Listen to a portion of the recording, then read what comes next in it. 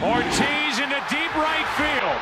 Back is Sheffield. We'll see you later tonight. Hello. Yo, June 10th, Tuesday, 2025. What's going on? not going anywhere on the plane. I just my neck's been sore, so that's why I'm rocking the St. Louis neck gear today. There you go. Not too much. Had a game last night. Got 4 innings actually, and big storm rolled in, so it's postponed. We're gonna finish it up, I think, later this week.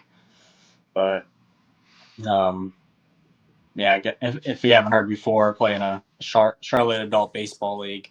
It's pretty fun, pretty competitive. Um, a little more competitive than what I thought it would be, but it's really a great time. A few former pros on the team, so that's always makes things interesting. And last weekend we had a game, or last Wednesday we had a game, and we had a fill-in spot. There's a guy on our team, and he's friends with one of the Savannah Bananas players. He works. He doesn't play every game with them. He's not one of the main players. But if you look him up, I don't know if he wants me to say his name or not, but I'll just say Zach. But he ended up playing with us at our baseball game, so that was pretty cool. He played shortstop for us. He went like 2 for 3. He's a pretty good ball player. Obviously, if he gets to play with the Savannah Bananas, you're probably pretty decent, I would say. But and then one of my family members on my dad's side, I don't know if you, I know you don't know her, but she also works for the Savannah Bananas and was able to hook us up with some tickets. That was pretty cool. So that's why we ended up at the game. It was interesting. If you've never seen the Savannah Bananas play before, I recommend going and seeing it if you do have the opportunity, because it is a complete different type of baseball game. Obviously, it's more about entertainment for the fans, and if you have kids, it's definitely something to bring them to. But super interactive, and it was crazy, man. The Bank of America Stadium, here where the Charlotte Panthers play, Carolina Panthers, they sold out both nights. So it was record breaking for the Bananas. And if you've ever seen any of their highlight videos, they always, are completely packed. They sell out baseball stadiums all the time. So they're out here selling out football stadiums, which is pretty cool. And also, I found out that they were from just right down the road from here where I'm at. Because I'm just outside of Charlotte, but a little town, I don't know if you remember, called Gastonia. You remember going to Gastonia when you came out here?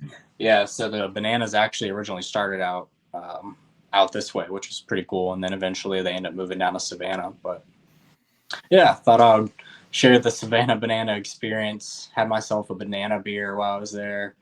I had a banana after the game just because I felt like I should. Felt good, man. I bought myself some bananas after that, so There you go. I'm stocked up. But they are coming to St. Louis, I believe. I know they got postponed at some point, so I will say though, I did get the tickets as a gift. I know they are extremely high, so not sure if people want to pay that price, but I would say it's worth the experience.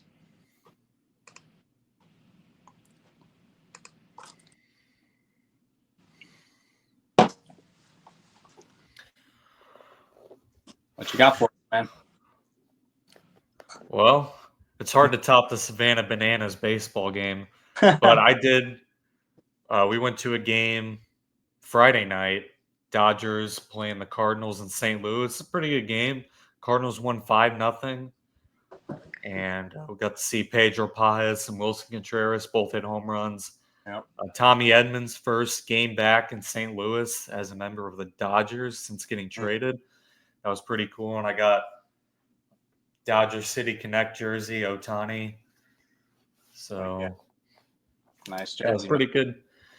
Really good game to go to. I think any really game this year, but the Dodgers involved is going to be a good game no matter what team they're playing against. So, yeah, good time.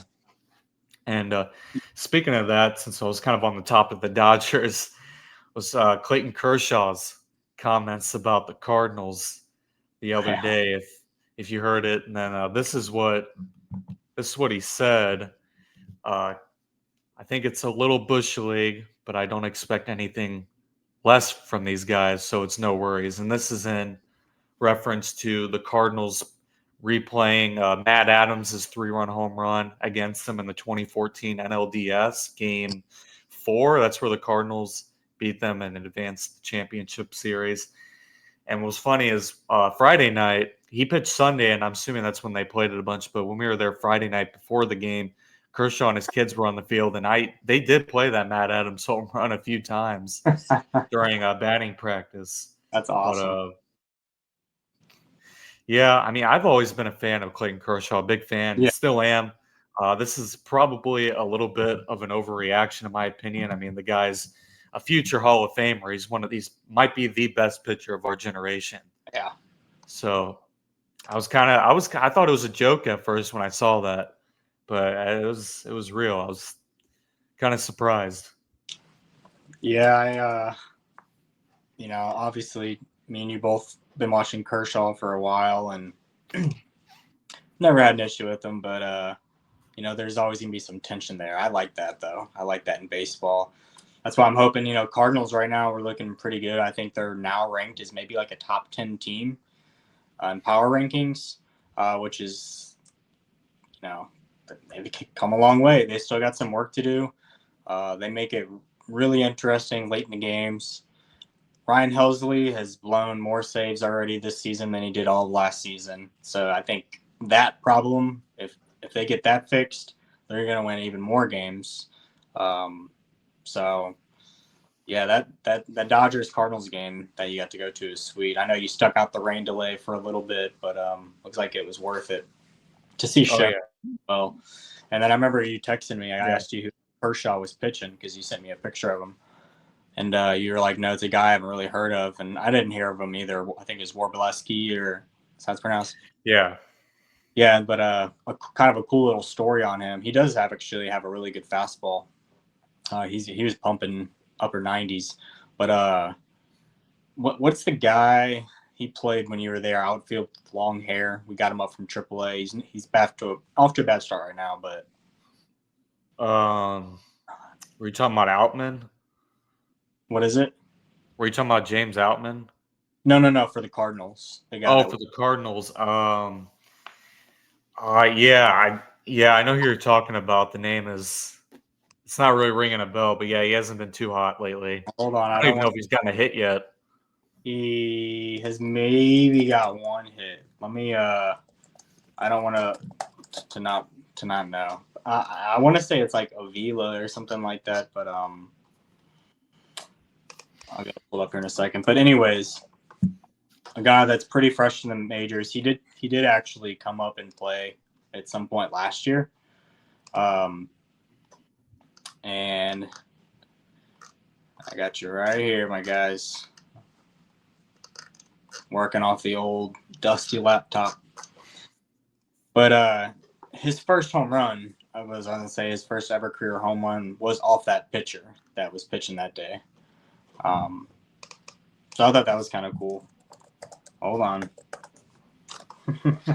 We're not all set up like, this isn't our jobs or anything. So we take a little bit longer than the rest of the people. Ryan Vlady? Valady, maybe? Valady, yeah. I thought. Yeah, okay.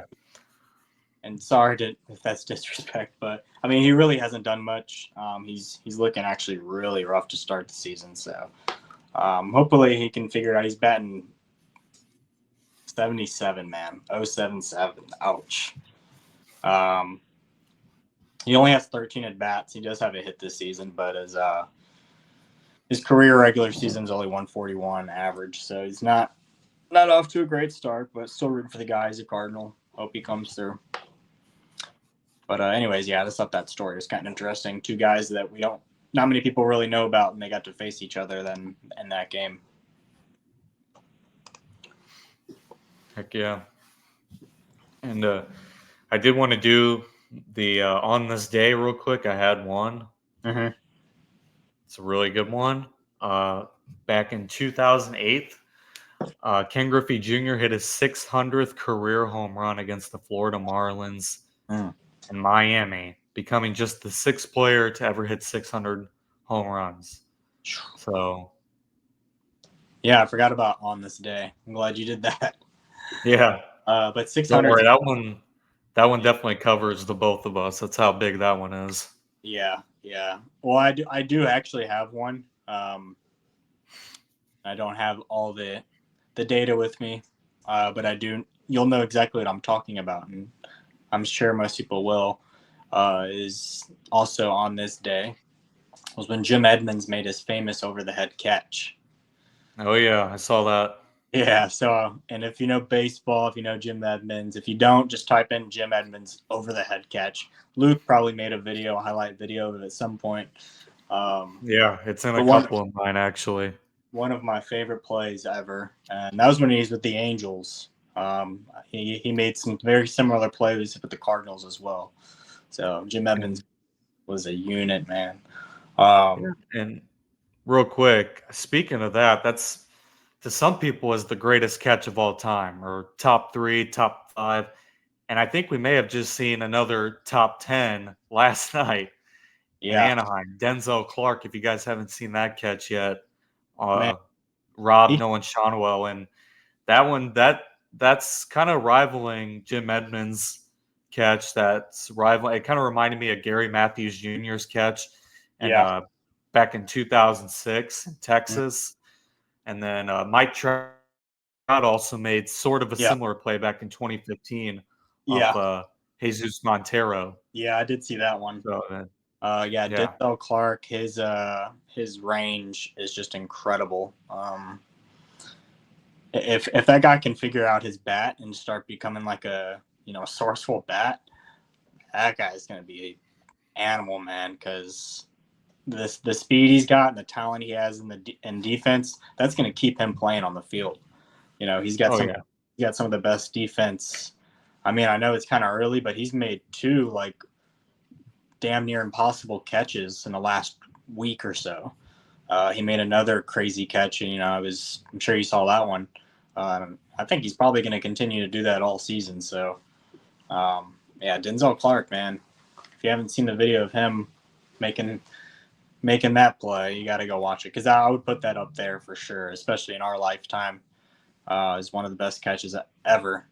I always think about another catch that comes to my mind is Coco Crisp when he's in Boston, and there's just I was watching it live at the house actually back in the day, and he just lays out and flies. It was one of his best catches of all time too. you're talking about the are you talking about the one where he robbed David Wright?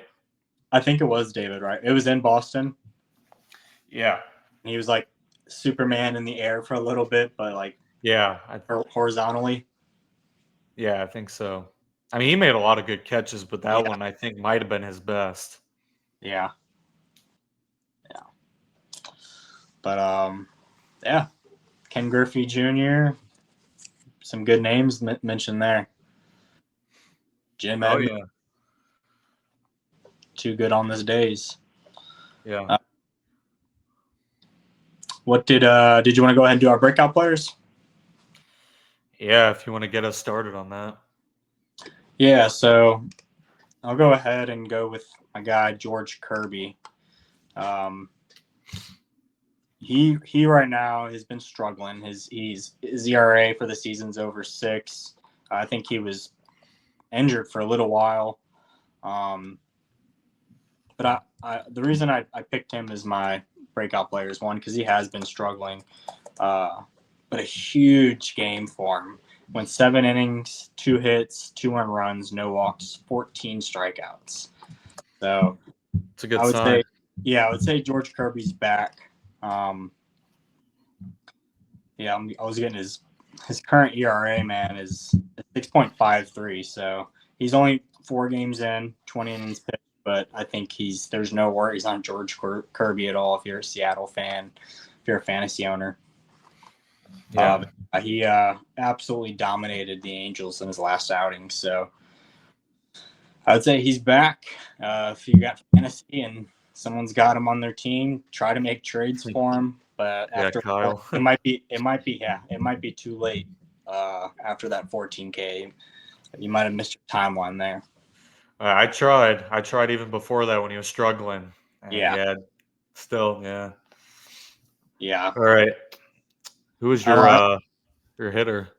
Yeah, I was gonna say one more thing too with Seattle. You know, it's good to have him back because you still don't have Logan Gilbert back, and then you got that struggling Bryce Miller, who's just had a terrible season so far. So um, that's Luis another. Castillo's been solid though, so that's also Yeah, good.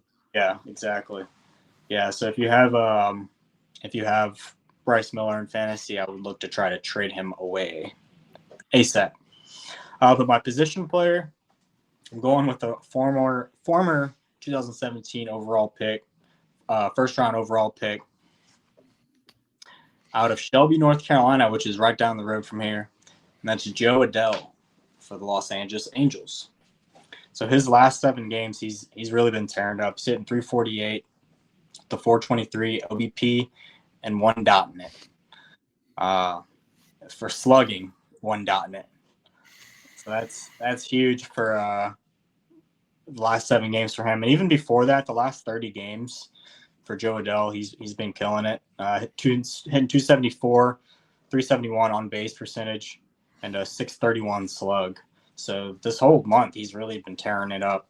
9 home runs, 17 RBIs. But this past week, he had 8 hits, 7 runs, 5 home runs, 8 RBIs, a walk, 4 Ks, 1 stolen base, and 23 at bats. So that 348 average, I don't expect it to, I don't think he's going to keep hitting like that, but it is a good sign for someone that hit, 300 all the way through his minor league career. So I went ahead and scooped him up, took the Joe Adell experience, and we'll see how it plays out in fantasy. But Baseball Savant looks pretty good on him, so his expected thing is up. His red lines are starting to show.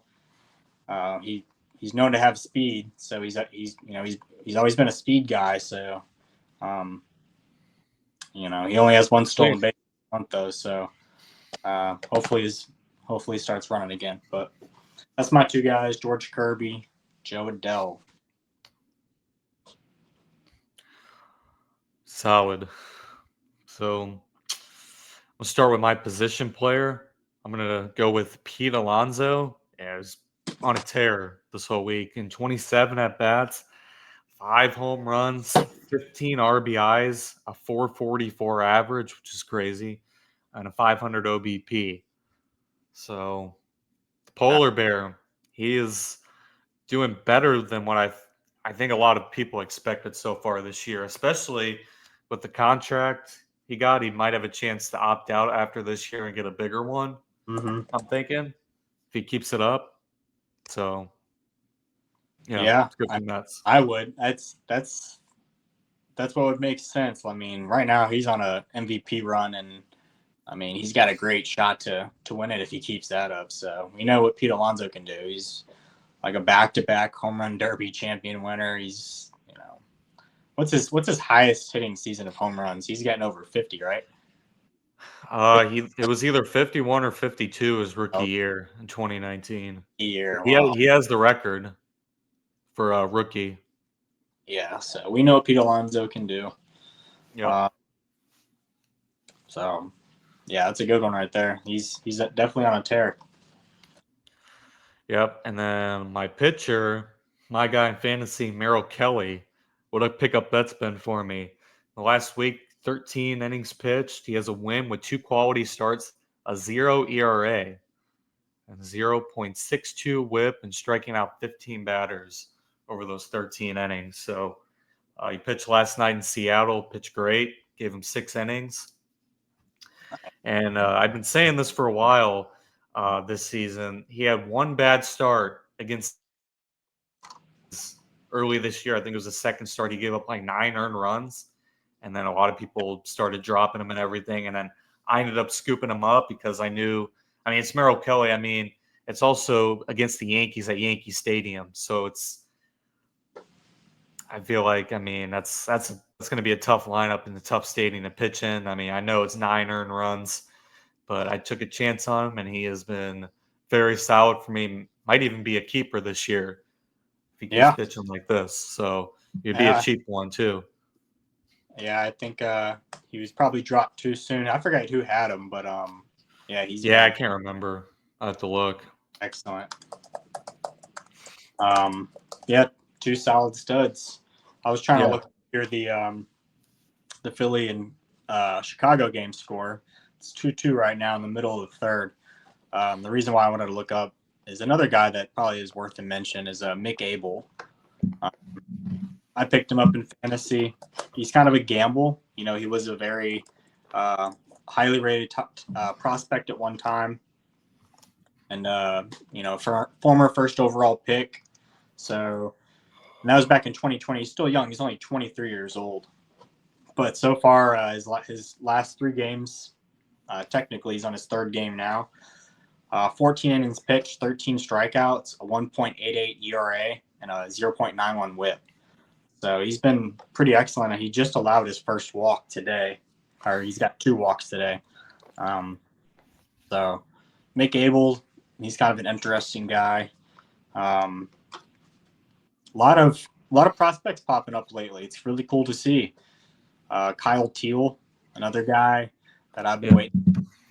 Charlotte's former finest. I got to see him down here with the Knights, luckily, before he got called up.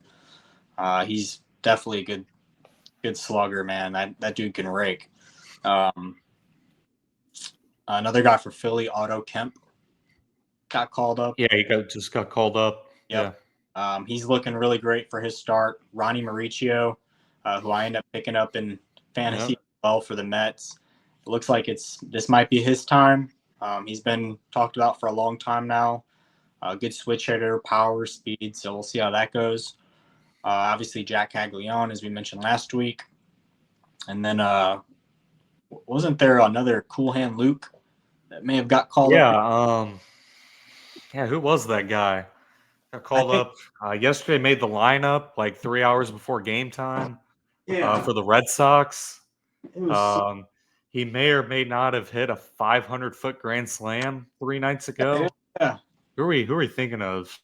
Well, I think I may or may not have his first Bowman Chrome autograph. Oh, that's the guy. Jim, that's him. Mr. What's his name? Mr. Roman Anthony.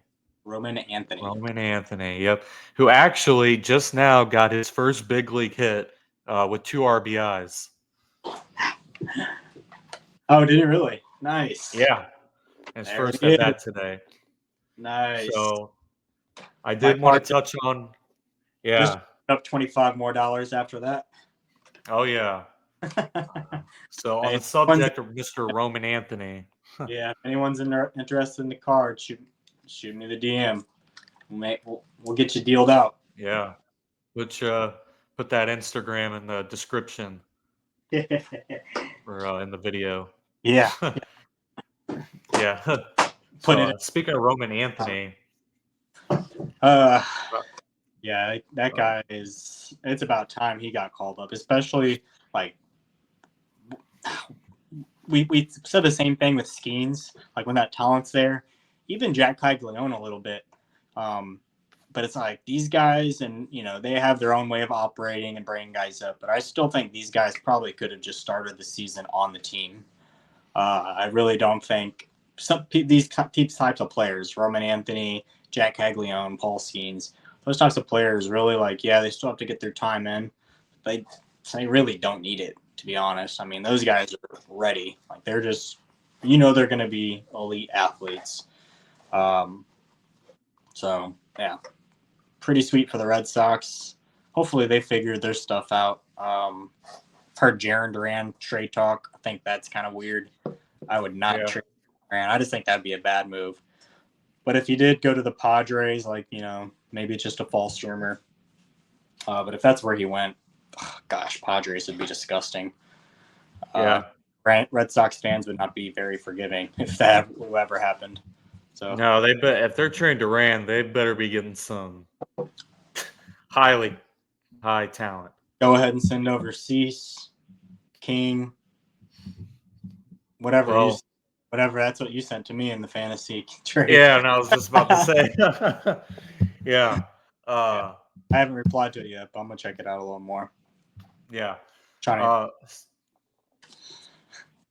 yeah. Well, I was kind of wondering if you checked that out yet. So I guess you have. Yeah, but I don't know if I want to. The thing is, I don't think I need to trade or want to trade 2 starting pitchers. Yeah. I mean, I would throw in maybe like David Peterson, who's been doing pretty great actually. But Yeah. David Peterson, or Yeah. am I saying? I always get David Peterson and Robertson mixed up for some reason. But no, I mean he's been pretty great this season. He's 7 inning the Dodgers twice. So Yeah. I can maybe throw in Adrian Hauser. Hey, 4 straight quality starts to start this season. I mean, that's pretty solid. Yeah. I was looking at your lineup the other day, and yeah, you do have a really good roster, but I do think you need some pitching help. Yeah, that's what I'm trying to do. I mean, I got some good pitching. I think I got a really good bullpen, but I'm not gonna. Yeah, I dropped Brady Singer. I'm not saying Brady Singer's horrible, but for fantasy, he's been kind of mediocre. I mean, he went 5 innings the other night, only 77 pitches, and they didn't put him back out in the 6th. So it's like, if they're not giving him an opportunity at 77 pitches to go, at least attempt to make it through the 6th. I mean, why even bother keeping him on my team? Yeah, I agree. So yeah, I mean, clear up space for somebody else. There's actually some. If you look, I mean, it's some deep league stuff. There are some pretty decent pitchers out there. But yeah, it's even Kershaw, like we were talking about earlier. He's available. I'd rather have him than Singer, to be honest. Singer's not going to have a season like he did last season, so at least it's looking like it. Yeah. Did you have anything else right there? It was just I had some Roman Anthony stats. Yeah, go ahead. So Willie Abreu actually went on the IL. I can't remember what it was for, but the Roman Anthony was the corresponding move to that. So hopefully he stays up even when Willie Abreu comes back. Yeah. So in his MLB debut last night, he went 0 for 4 with a walk and ended up having an RBI. That was his first career RBI was last night. And his AAA stats for this year, pretty good. 265 plate appearances, 10 home runs, 29 RBIs, 51 walks, and 288 average. So he was more than due. Yeah. Dude's an animal. Like I said, that guy, you can just tell he's going to be an elite baseball player up here in the show. And it's fun to watch, man. I'm trying to lock in any game that from here on out, I'm constantly turning on Royals games to watch Jack and turn on Red Sox games now to watch Roman. So now that they have him, Mayer, and Campbell up, if they all start clicking and really finding, like showing their actual talent that they have, that does change the Red Sox, obviously, if everything works out like it should. But it might take them all a little bit to start adjusting. Christian Campbell started off super hot. I was super pumped about it. He was a must start in fantasy. But now it's like he's been hitting the last few games. Finally hit another home run again and stuff. But yeah, he's been pretty rough last month or two, really. Yeah, the Roman Anthony has arrived. I will go ahead and share too the 2025 NCAA College World Series for men's baseball. That's starting on the 13th, actually. Some cool stories there with Murray State. If you haven't looked into it, Murray State advanced, and I want to say it was maybe their first time advancing to it. They showed their stadium, how it's got like 800 people capacity, and just you know anything about Murray State, it's a smaller school, but they do have some great athletes out there. But Coastal Carolina, another cool story. Their head coach won Manager of the Year, and I don't watch a ton of baseball, college baseball. I do watch highlights, kind of keep involved with it, like who's the big names coming out of college. Just curious who's going to get drafted, see who the Cardinals draft. Some huge names going to be coming out of there, so that'll be exciting. But when the College World Series comes on, I do tune in a little bit more to the games. But Coastal Carolina will be taking on Arizona. Oregon State will be taking on Louisville. UCLA will be taking on Murray State. And Arkansas will be taking on LSU. So I think that's all of them. Seems like 1, 2, 3, 4. Yeah. So that's pretty cool. Not sure if you'll tune in to the College World Series at all, but if you're able to watch it, might be a little fun. See some people out there. Some of these guys will eventually be pros, and might be cool to watch those guys. So June 13th, that's when that starts. Heck yeah. What else do you have for us? If you didn't have anything else, I have my crazy MLB stat of the video. I got one more thing for you. It's time for that player. You ready? Oh, yeah. All right. Born 1982 out of Oakland, California. Drafted in 2000 by the Chicago Cubs, round 8, pick 223. A little bit on him right there. His career ERA, this guy's a pitcher, 4.17. So not amazing, but not terrible. 72 wins, 69 losses. So good winning record. 205 games played. 202 games of those he started. So good solid SP right there. 1,221 innings. 1,221 and 2/3 innings. 896 strikeouts, and he did carry a 1.43 whip. So, no craziness by any means, but he did have a winning record, and, he put in his work. Now, he was best known in Florida. Came up in 2003. He was traded to the Marlins, I believe, at some point. This would be Dontrell Willis, right? Once you said Florida in 2003. Yeah. At first, I was kind of thinking maybe Mark Pryor, but then you said Florida, and I was like, yeah, Dontrell Willis.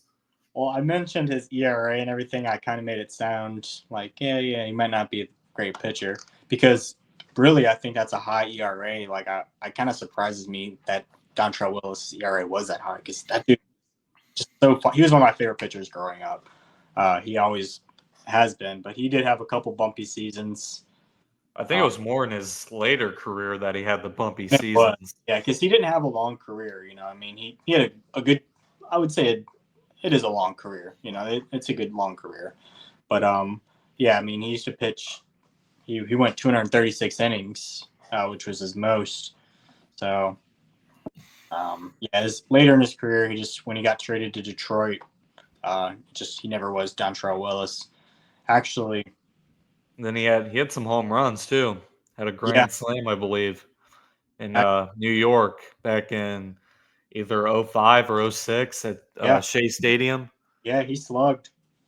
But his season stats, 2003 to 2011, that's when he first came up. After 2007 was his last year that he had 200 Ks. After that, he didn't even get over 100 strikeouts. Or he didn't even pitch over 100 innings, So he only topped out at 75 between those last few years. So that's where he was rough. But yeah, Dontrell Willis, man, D-Train. He always wore this. In my baseball games, I wear my hat like this because of Dontrell Willis. Story. Heck yeah. But let's hear that crazy MLB stat.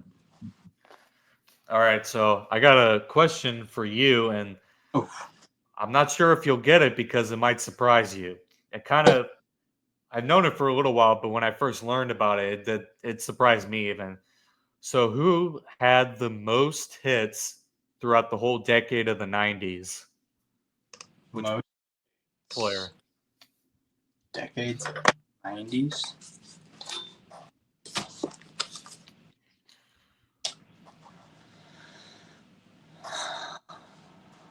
I'm sure a lot of names might pop into your head. The 90s. 90s was a weird time for baseball. Gosh, I don't know. Let me think a little longer. 90s baseball. I mean, I came up on somewhat 90s baseball. Still pretty young.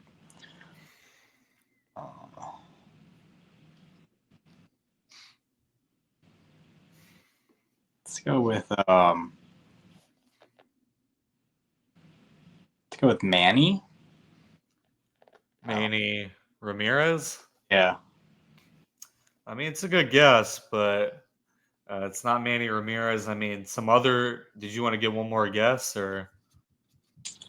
No, I'll go ahead and here because I can't remember what year Manny even came up.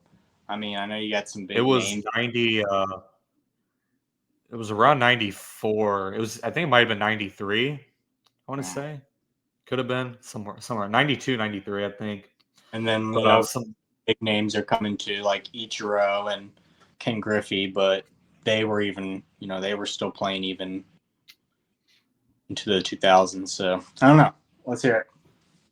So a lot of names might pop into people's heads, through the decade in the 90s. Tony Gwynn might come to mind.